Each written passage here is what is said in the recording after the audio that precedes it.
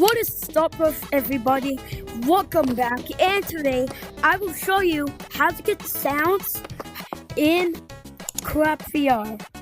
So first you need a block, get this, and then go get that, just size it up, except for this, size it up, just size it right there. Once that, you go to here,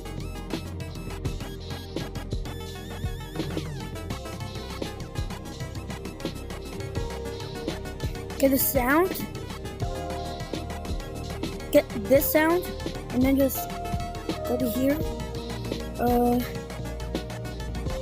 do whatever you want. I'm gonna do, click on is shared, click on here, and then just do this, connect A, and then once that go to here, go to, and then just, and once that you wanna go to here, pick whatever you want. I'll just do, but I'm just gonna do,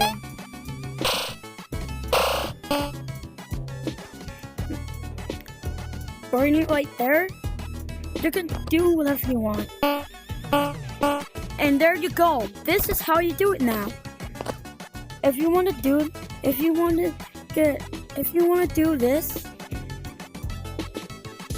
and go to here, or here,